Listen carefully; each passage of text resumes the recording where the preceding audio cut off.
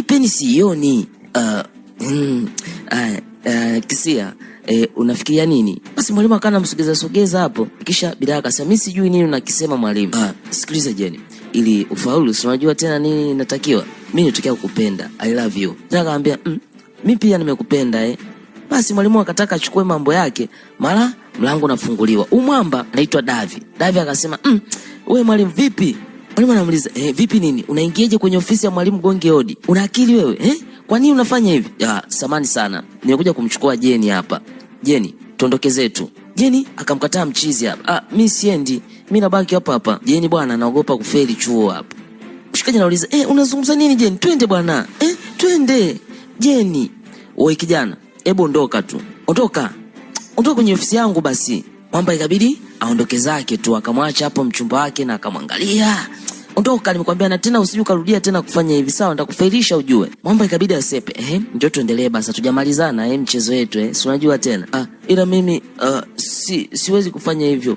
Kisha bidada anaondoka zake. Oya, uwezi amini Mwamba amemkosa leo huyu mwanafunzi bwana.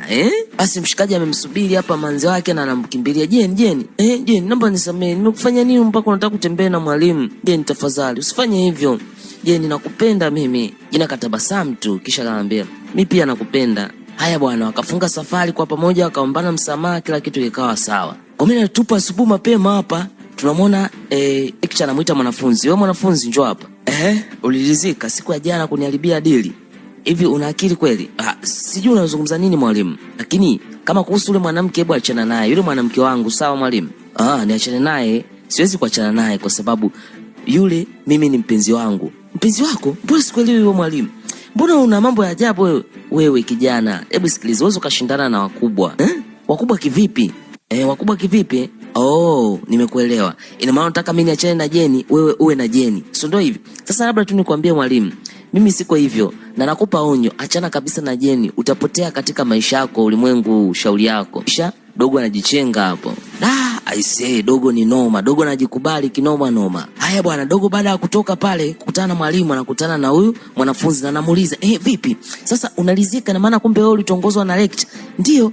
Nilitongozwa naye. Sasa ulifikiri mimi nisitongozwe naye? Lakini hatujafanya chochote kile. Si unajua tena anaweza kanifelisha mtihani. Kwa hiyo uko lazima ufaulu ili utembee na ule lecture. Yule lecture anatembea na wanafunzi wengi hapa chuo. Sawa? Hebu achana naye mpenzi wangu. Yule ni malaya tu.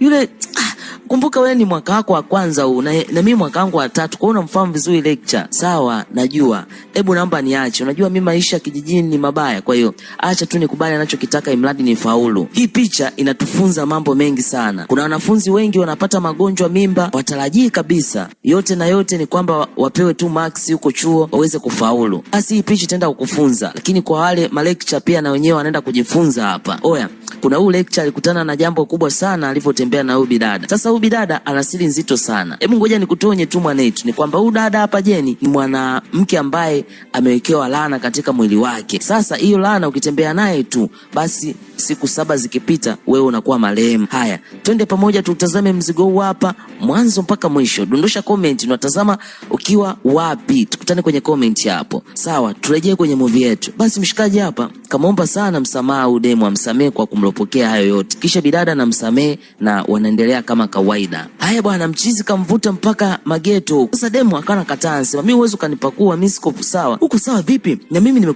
nimekuleta mpaka mageto huku. Yaani inawezekaneje hii sasa? Umefika mageto, tutaki kunivulia chupi. Sasa maana yake nini? Bidada akamwambia mimi siko sawa mpenzi wangu. Sasa nini unaumwa? Kama unaumwa niambie, kuliko unachonifanyia hiki sio sawa kabisa. Bidada akaweza kumbembeleza mshikaji asiweze kufanya naye mapenzi kwa sababu ni hatari kwake. Hakutaka kumweka wazi sana mchizi hapa. Ila akamwambia tu mimi siko tayari nifanye mapenzi na wewe. Basi siku ya leo mchizi alishia tu kutazama chombo bwana. Alishia kutazama unyama tu. Na kisha akamwambia, "Sawa, kama unanipenda najua basi tutafanya hata siku nyingine." Ila mimi kiukweli sijalizika kabisa kwa sababu I say, yani nimetokea kukulove, nimetokea kukupenda mwenzako hapa. Mshikaji alichoka kinoma na akasepa zake. Uwezi amini. I say, hata ungekuwa wewe umempeleka dem mageto, ungefanya nini? Haya bwana, siku zikapita na hapa tunaona bidada ameitwa na lecture siku ya leo bwana. Basi kadada akamtoka kuzagamuliwa na lecture kwa kwanza. Na kisha bidada zamu yake, lakini lecture akatoka. Anamwambia, Vipi unaendeleaje? Samani kwa usumbufu. Tunaweza tukaonana ofisini kwangu? Naomba uje. Sawa. Uje Basi bidada akasema sawa, mimi nitakuja ofisini. Lecture kaingia zake humo. Haya bwana, bidada amekuwa kinyonge kinoma noma. Anafika bwana David, anamuuliza vipi, ulikuwa unazungumza nini na lecture? Mbona kama umepoa kinoma noma hapa? Bidada akasema mimi niko poa tu. Sawa mpenzi wangu, mimi niko sawa. Ila ndo hivyo maisha naona kama yananichanganya hivi. Mwamba akasema tafadhali usimkubalie lecture kabisa. Mimi nimetokea kupenda ujue, na nataka tufunge wote ndoa. Basi bidada akasema hata mimi pia nakupenda. Haya, Mwamba akamwambia leo nataka tutoke. Eti haya, bidada akaondoka bila kuongea na kitu chochote na Mwamba hapa. Huyu Mwamba akajua tu kabisa huyu ni lecture ndo amesababisha demo ajichenge hivyo. Haya, wezi amini, bidada moja kwa moja mpaka kwa lecture. Johnson anashangaa, anamwambia mchumba niambie. Bidada hawa anasema salama, mimi nimekufuata, sio sema nije. Ndio umekuja Basi sawa. Weka vitu vyako chini hapo. Mimi sitaki ila. Utaki nini bwana? Mtoto mzuri wewe ujue, mtoto mbichi wewe. Bidada hapa kana goma, lecture kana anautaka utamu bwana. Haya bwana, kamsogelea akamwambia, hebu weka pembeni kwanza hivi vitabu, sawa? Lakini mimi sitaki kufanya hivyo unavyotaka. Jamani, mimi nimekuambia wewe utaongoza, yani wewe utakuwa wa kwanza, sawa? Sitokufelisha. Unaona? Bwana dada zetu noma sana. Mambo yote yakiendelea hapo, mshikaji na leo tena anatimba hapa. Anamfuma lecture. Lecture unafanya nini hapo? Lecture akasema, sasa nilikwambia ukija tena kurudia na kufukuza hapa, basi huwezi amini. Bidada kana mfukuza hapa. Ondoka. Mwache tu abaki na kukata max hata kama ulifaulu na kufelisha. Mwamba ikabidi atoe pesa kwa sababu hawa lecture wanaendana na pesa bwana. Kachukua maokoto fulani hivi afu kamwambia, sasa sikiliza, naomba hii kutosha, usinikate max. Kamwachia pale hizo pesa na kamvuta Jeni, tuondoke zetu. Basi lecture akamkosa tena siku ya leo Jeni hapo. Kisha Mwamba akamkata jicho vibaya. Anasema sawa, huyu kijana nitapambana naye tu. Huwezi amini. Sasa zile pesa Mwamba ni akazipushi huko, yani akaona tena hazina maana. Haya bwana, leo mapema mshikaji akiwa anapiga mastori hapa na demo wake, mara simu inaita. Wanasema nije wapi? Hoteli gani? Sawa. Chumba namba 2. Haya. Basi bwana alikuwa ni lecture, anamwambia aje guest. Mshikaji anashangaa. Basi akusikia vizuri mshikaji. Mshikaji anauliza, vipi? Basi bidada akasema anakuja dakika hizi. Mwamba anauliza, huyu ni nani? Amna. Kuna mtu nitakiwa nikaonana naye. Hasa mpaka nimesikia guest chumba sijui nini. Nini maana yake? Hapana. Sijali, sawa nitakuja tuzungumze nikirudi. Bidada akawa anamficha hapa Mwamba. Maana akaogopa akasema, nikimwambia kwamba ni lecture anaweza kanizuia. Basi bidada akamwambia sawa, tutaonana baadaye. Kisha bidada ajichenga anasema, bye. Mshikaji aelewi. Baby. Mambo gani sasa? Haya bwana, katikati ya jiji hapo tunakutana na Mwamba Johnson. Huyu mwalimu ana tabia chafu kinoma noma. Tabia yake ni kutembea na wanafunzi. Basi hapa bidada akawa anamwambia, nimekuja unaniambia nini sasa? Mimi nakuheshimu kama babangu ujue. Sasa huyu bidada tangia amefika hapa chuo ni kwamba hana ndugu, hana rafiki, na rafiki yake ndo amempata yule ambaye ndo mchumba wake. Muda wote alikuwa ni huyu mzee ambaye ndo lecture aliyempokea hapa. Wewe nakuheshimu kama baba. Ila mimi sitaki tufanye mapenzi kwa sasa. Unasema nini? Ndio, mimi yani kuna kitu tukifanya mapenzi kinaweza ikatokea. Mwamba akasema, hamna kitu, hebu niambie. Kitu gani hicho? Basi ili jamaa likajisogeza hapo. Niambie sasa. Ikabidi bidada mwambie, mimi ni BK. BK, sogea basi hapa. Bidada kana jisogeza hapo. Sasa ili jamaa linaambiwa kwamba usifanye mapenzi na mimi ni BK. Kwa hiyo sitaki kabisa nifanye mapenzi, nataka niolewe. Olewe. Kumbe ndio hilo tatizo. Basi sawa, haina shida. Mimi nitakufundisha, sawa? Sijawahi. Sasa huwezi amini. Huyu mwalimu ni ana tabia mbaya. Kampelekea mioto vibaya mno mtoto wa watu yani.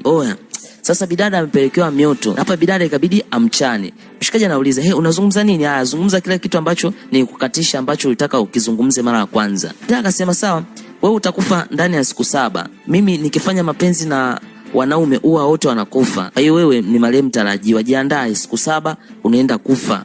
Mwamba kwanza kasimama, kashangaa kinoma noma. Unasema nini? Nitakufa ndani ya siku 7. Sasa kwa nini kuniambia mapema? Haya. Mbona kuniambia eti wewe Jeni?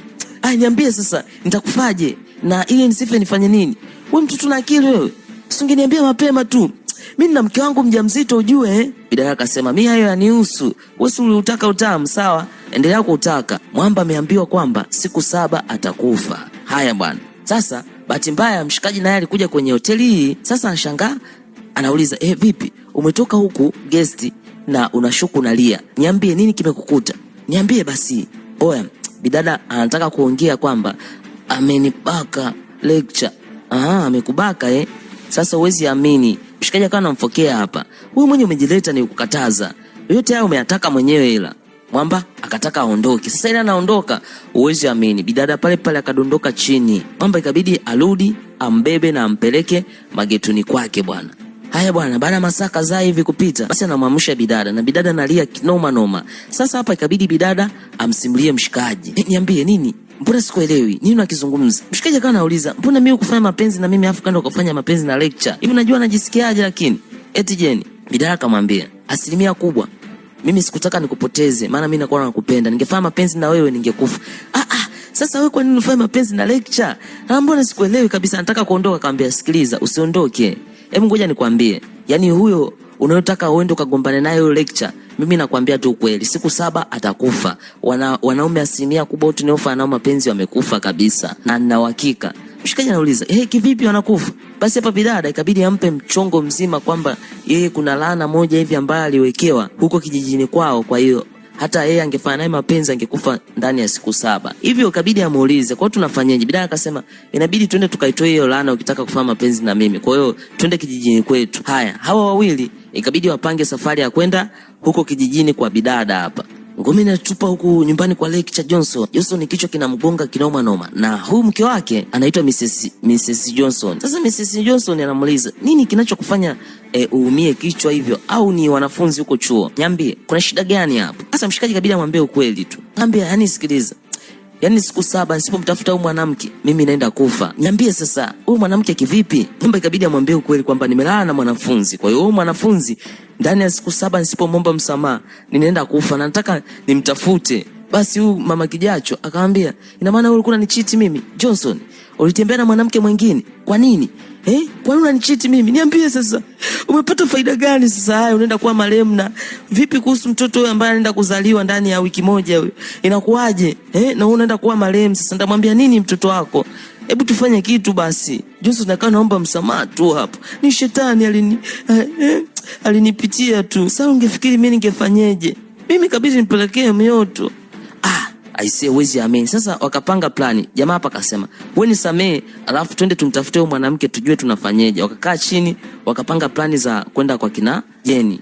Haya bwana, lecture ametimba mitaa kwa kina Jeni hapa. Anauliza, "Jeni yuko wapi?" Huyu bidada anamwambia, "Jeni ameenda kijijini kwao." "Ameenda kijijini kwao saa ngapi?" "Sio muda, kwa sababu sasa hivi wana siku moja hivi hawapo hapa. Kwa hiyo inakuaje?" Mungu wangu. Haya, ninashukuru basi. Nipe basi location ni sehemu gani? Kijiji kinaitwaje? Arch Village.